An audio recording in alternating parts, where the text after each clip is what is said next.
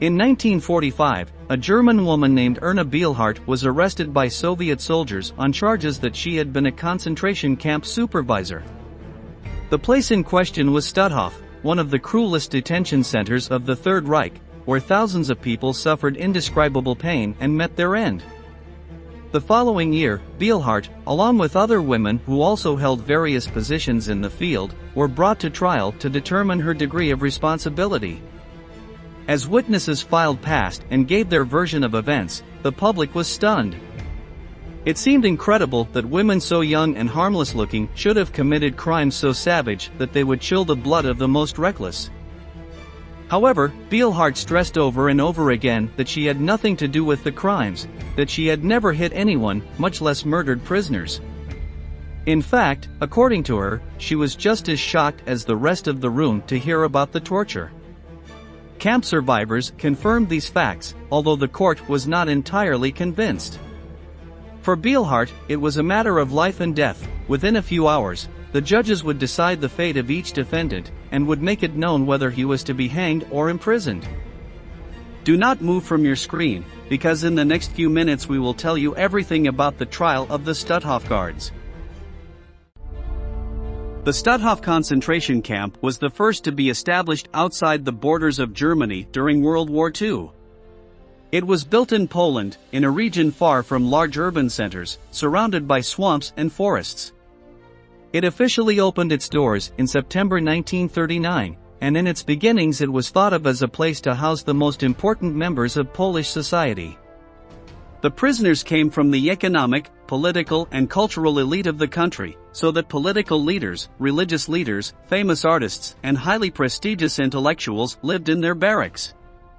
A year before its inauguration, the Nazis had drawn up lists of Poles considered dangerous who had to be arrested immediately. The underlying objective was to reorganize the country in the image and likeness of National Socialist ideals, and the first step for this was to eliminate these subjects. Although Stutthof was supposed to house civilians, as a consequence of the war the Nazis also sent prisoners of war there. Within weeks of opening, there were already 6,000 people locked up, and the number grew as Germany deported Jews from conquered territories. The site had 40 subcamps, whose inmates were forced to do forced labor to supply the German military industry. Most of the slave workers had to attend a weapons factory daily to help in the production of war material. As in any concentration camp, the living conditions in Stutthof were deplorable.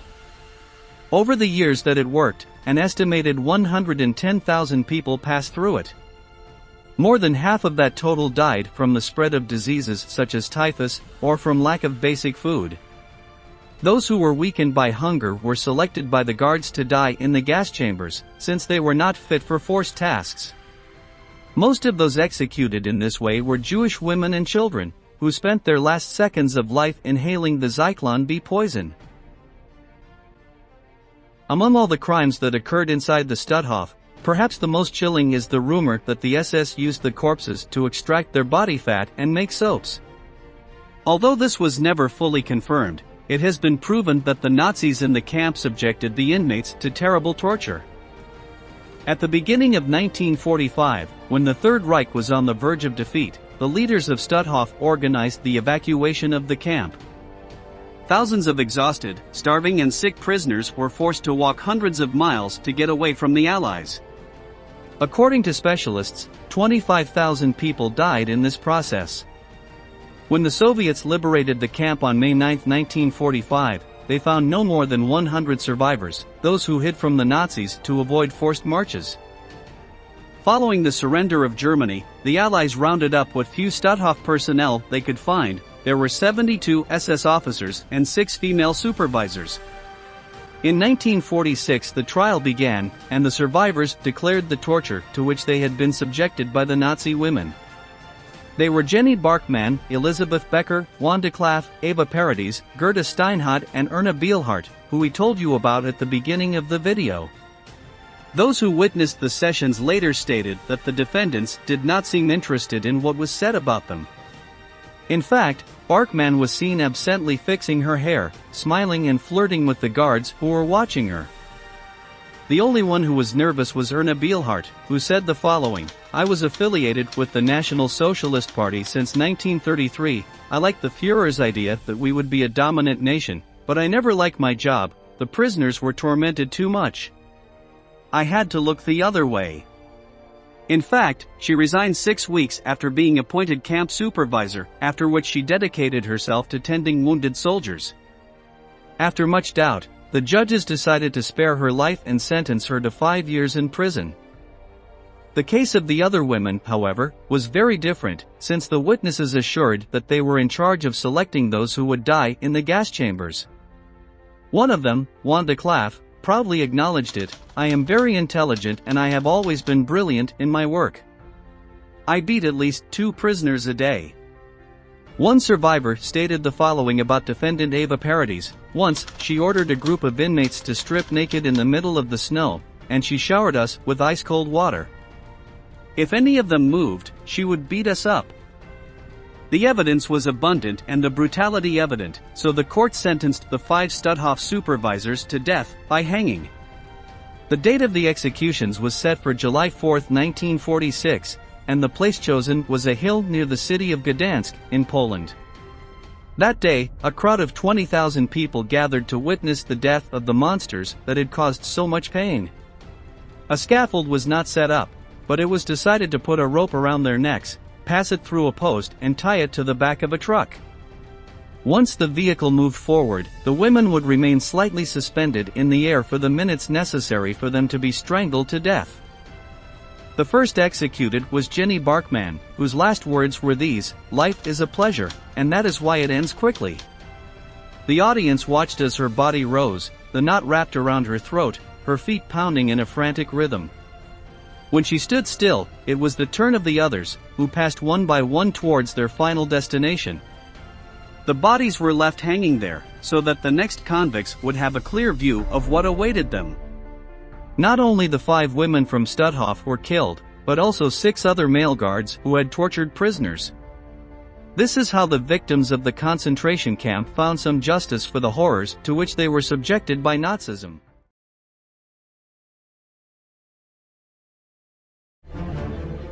In April 1945, the BBC broadcast a report that chilled the blood of television viewers. The story in question had its origin in Germany, in the Bergen Belsen concentration camp, which was one of the most important of the Third Reich. Journalists had recorded the moment when Allied troops arrived at the site and found thousands of bodies piled up on the ground, unburied, rotting in the open. In a quavering voice, the BBC announcer described the scene as follows: "Here, on this piece of land, lie the dead and dying, the living resting their heads on the corpses. Among them move emaciated people who look like ghosts, who haven't eaten for months, walking aimlessly, with their eyes lost on the horizon. Babies were born in this place, but these poor creatures had no chance of surviving in these conditions." A maddened mother yelled at our English soldiers to give her a bottle of milk for her child, but the child in question had been dead for days in his crib. Rarely had the British population encountered such horror. Immediately, they began to wonder who was responsible for this barbarity and when they would have to pay the consequences. The answer to these questions came a few months later, when the Allies arrested Bergen Belsen's commanding personnel and put them on trial. It was then that the truth came out: many of the murders had been committed by young women affiliated with Nazism. Beneath the apparent innocence of his youth, lurked monsters capable of subjecting prisoners to hell. Do not move from your screen, because in the next few minutes we'll tell you the story of these women and the punishment they received for their crimes. The Bergen Belsen camp opened its doors in 1940 in northern Germany, and in its beginnings it was designed to contain prisoners of war from the Allied countries. However, shortly after the SS took control of the site and decided to modify its functions. From this moment on, it began to house Jews, political opponents of Nazism, Gypsies, and Slavs. Inside the camp, the different groups were divided according to their origin, so that the Jews were separated into one camp for those who came from Poland, another for those from the Netherlands, and another for those of Hungarian descent. The same criteria was used to divide the other communities. As in all concentration centers, the inmates were forced to perform forced labor to help German industry. In the case of Bergen Belsen, they had to work as slaves in a leather recycling factory, where each person was given shoes from which the reusable material had to be removed. In August 1944, the establishment began to receive women. Thousands of young people, adults, and old women were confined inside, and it is known that Anne Frank found her end here. The female population of the camp was subjected to the same deplorable conditions as the male. Most of the problems were caused by overcrowding. Bergen Belsen was full, and there was no room to accommodate more people. This, however, was not an inconvenience for the Nazi hierarchs, who did not care about the comfort of the prisoners and even enjoyed seeing them suffer. Soon the food available to the inmates ran out, and those who did not die of malnutrition were stricken with terrible diseases. Dysentery, typhus, and tuberculosis spread among the prisoners and decimated their numbers. Faced with the catastrophe, the reaction of the Nazi guards was to execute the inmates, with the aim of eliminating the human surplus and restoring balance. In April 1945, with Nazi Germany almost defeated, British troops arrived at the Bergen Belsen camp. As we told you at the beginning of the video, when they entered they found 13,000 unburied bodies and 60,000 inmates starving and on the verge of death. The staff who managed the establishment were arrested and taken into custody until, 5 months later, the trial began to determine who had been guilty of the crimes committed there. Beginning in September 1945, dozens of SS members were questioned by prosecutors. Those who witnessed the event were shocked to see that those responsible for a large part of the crimes were young women. One of them was Irma Gries, just 22 years old, who had earned the nicknames the Beast of Belsen and the Hyena of Auschwitz. Gries had worked as a prison guard in several concentration camps, and in all of them she displayed the same sociopathic behavior. She was personally in charge of choosing those destined for the gas chambers, and on occasion she beat defenseless inmates to death with her bare hands. One of her favorite pastimes was to unleash hungry dogs on her victims, who were torn to pieces by the animals. Another of Bergen Belsen's prominent torturers was Elisabeth Volkenrath, 26, who had commanded the women's section of Auschwitz in her record. She liked to play with the lives of the prisoners, whom she subjected to torture, beatings, and executions. According to certain witnesses, she had gone so far as to kill an old woman by pushing her down a staircase. Among the defendants in the trial, there was also Johanna Bormann, known as the Woman of the Dogs, since she shared the same passion as Irma Gries for letting the inmates be devoured by her dogs. The jury ruled that the crimes were so heinous that they deserved the death penalty. 10 other SS guards, however, were sentenced to prison, as there was insufficient evidence against them. On December 13, 1945, the scaffold was prepared for Gries, Volkenrath, and Bormann to take their last steps. The person in charge of the execution was Albert Pierrepoint, a professional executioner who had the habit of interviewing the sentenced and taking their body measurements, to calculate the exact length of the rope that was to hang them. In his memoirs, Pierrepoint gives details of what the meeting with each of the women was like. Her brief moment with Irma Gries went as follows. When we opened her cell, she came up to us laughing. She looked like the type of girl you want to date. She answered all the questions I asked her, but when I wanted to know how old she was, she kept quiet and looked at me with a knowing smile. At that moment I realized that asking a woman how old she is was awkward and impolite, although she finally answered. After taking her measurements, at 9:34 in the morning, she entered the execution room and walked to the center of her scaffold. There was a chalk mark indicating where she should stand. We put a white hood over her head and wound the noose around her neck. The last thing Irma said was schnell, which in German means fast. The trap opened and within a few minutes, the doctor pronounced her dead. 30 minutes later it was the turn of Elisabeth Volkenrath, who until the last minute denied having participated in the crimes of Bergen Belsen or having any knowledge of the Holocaust. At 10:04 in the morning the gallows did their duty and broke Volkenrath's neck. Half an hour later, the guards led Johanna Bormann to her scaffold. The woman was 52 years old and her health was failing, as she limped noticeably. The last thing she said before she died was, "I have feelings too." This is how the story of these women came to an end, who went down in history as the cruelest of the Third Reich. Although the victims could in no way be compensated for their suffering, the sentences served to show them that there was still justice in the world.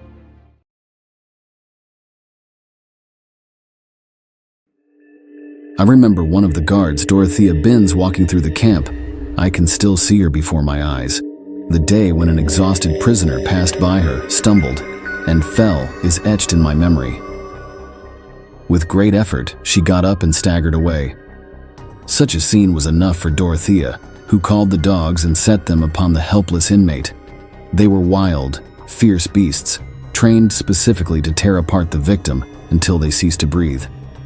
This is the testimony of Olga Golovina, a survivor of Ravensbrück, a concentration camp notable for being exclusively for women. Here, the female guards had free rein to indulge their darkest impulses. The result was an array of aberrant tortures, ranging from simple yet forceful beatings to dismemberment with axes. Eventually, the bloodbath came to an end with the conclusion of the Second World War, and those responsible for the atrocities received their just punishment. Today, in this new episode of Military History, we will tell you all about the executions of the guards of Ravensbrück.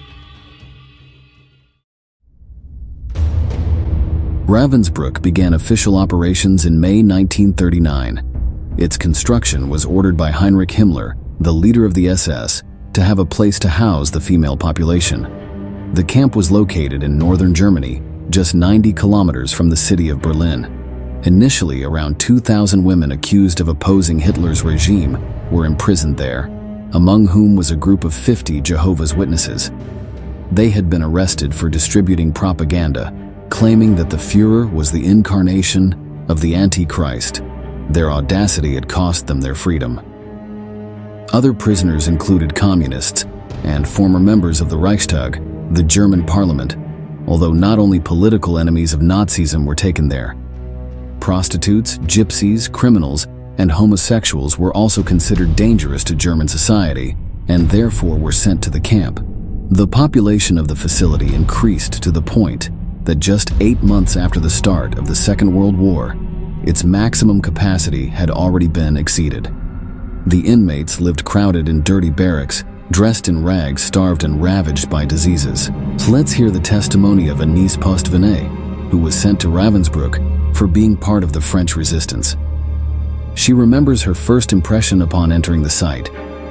Seeing those disfigured gray women with vacant stares scared us.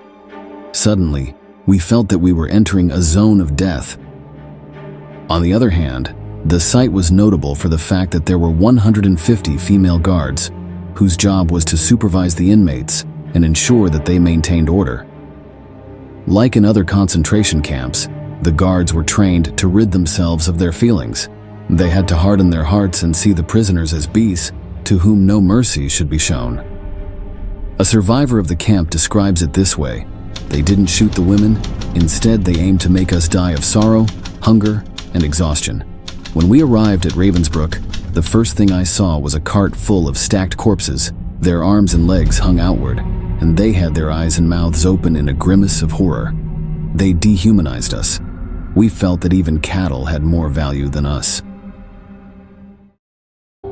The guards were not only complicit in everything that happened there, but often directly responsible for the abuses.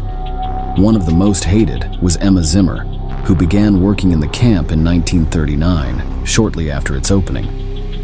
She was one of those responsible for selecting the women who would go to the gas chambers, which made her the target of hatred from the inmates. A survivor remembers her as follows: "She was a wicked old SS accustomed to frightening us with her threats. With her sadistic tone of voice, she would say things like, for example, 'I will report you and then you will go far away. Do you know where? You will be ash in the chimney.' We feared her and at the same time detested her." Another guard was Greta Buzel, known for her absolute lack of empathy with the prisoners. On one occasion, she was heard saying the following: "If any of the prisoners are too tired to work, they should be sent to rot." Interestingly, she had studied to be a nurse and help others, but fate led her to work in a concentration camp, where her task was to prepare women to die poisoned with the lethal gas Zyklon B. However, the most hated guard in Ravensbrück was Dorothea Binz, a woman whose cruelty exceeded all imaginable limits. She entered the camp for the first time in 1939 after volunteering to work in the kitchen. At that time, she was 21 years old, and no one suspected that a young woman with such an innocent appearance would become a true monster. In late summer 1940, she was promoted to the position of subdirector of a cell block, which meant that the inmates were at her disposal. It was at that moment that she unleashed her cruelest side and acquired the taste for savagely beating the prisoners until they were on the brink of death. In 1944, her inhumanity was rewarded with a new promotion, this time to the position of Oberaufseherin, meaning chief supervisor of the concentration camp. Her power was absolute, and although she had other direct superiors she had to obey, the truth is that she was allowed to do as she pleased. Dorothea would inspect the prisoners twice a day. The women had to line up in the courtyard for hours without being able to move, regardless of whether it was sweltering hot, bitterly cold, pouring rain, or they were exhausted from hunger. They couldn't speak, sit, look at each other, and certainly not gaze upon the guards. The process lasted a couple of hours until every inmate had been called by name to confirm their presence and prove that none had escaped. The photograph you are currently seeing shows Dorothea in her work uniform, standing next to her gigantic German Shepherd. The dog was trained to attack at the signal of the supervisor, something that, as we saw at the beginning of the video, happened frequently. Binz had little patience for those who broke the rules, no matter how insignificant the infraction. A woman with improperly fastened clothes, or who accidentally dropped a crust of bread to the ground, could receive dozens of lashes as punishment. Dorothea used to walk with a whip in one hand, scanning the prisoners from head to toe, looking for any excuse to strike them. Next, we will hear the testimony of Dagmar Hajkova, a Czech survivor of Ravensbrück, who witnessed one of the supervisor's most brutal crimes. Dorothea noticed a woman she thought wasn't working hard enough. She approached her and slapped her to the ground. Then she took an axe and started hacking at the inmate, until her lifeless body was nothing but a bloody mass. When she finished, Dorothea wiped her shiny boots with a dry piece of the corpse's skirt. She mounted her bicycle and pedaled back to her quarters unhurriedly as if nothing had happened. The guards continued to behave like angels of death throughout the war, although their reign of terror was approaching its catastrophic end. In the spring of 1945, as the Third Reich was cornered, the Red Army of the Soviet Union launched a sweeping advance into German territory. On April 30th of that year, they reached Ravensbrück and liberated the 3,000 survivors who were still imprisoned there. In the following weeks, the camp guards were identified and arrested by the Allies. Immediately, a trial against them began. Evidence of their crimes was collected, and witnesses who could testify to the abuses were sought. Greta Bösel and Emma Zimmer, whom we mentioned earlier, were found guilty of committing war crimes related to the mistreatment of prisoners. They were executed by hanging on May 3, 1947, and September 20, 1948, respectively. The fate of Dorothea Binz, the all-powerful supervisor of the concentration camp, would not be much different. In April 1945, upon learning that the Soviets were approaching her position, she decided to escape on her own. She was aware that if the Russians caught her, she could consider herself dead, so she risked everything in a desperate escape. She only made it to Hamburg, where she was quickly identified by a patrol of the British Army and taken into custody. The trial against Dorothea and other officers of Ravensbrück lasted 2 years, and in the end, the former supervisor was sentenced to death by hanging. What you are seeing now is the filmed record of the moment when the accused heard their final sentence. There, identified with a sign bearing the number 5, was Binz. In April 1947, while awaiting death, Dorothea attempted suicide by cutting her veins. However, she was saved by the guards who intervened just in time to prevent her from escaping justice. On May 2nd of that year, she was led to the gallows, where she was forced to stand on the trapdoor. A black hood was placed over her face and the noose was tightened around her neck. Then, the executioner activated the mechanism. Dorothea Binns fell through the hole, and her neck broke instantly. Thus, the story of the torturers of Ravensbrück reached its grim conclusion. We have reached the end of the video.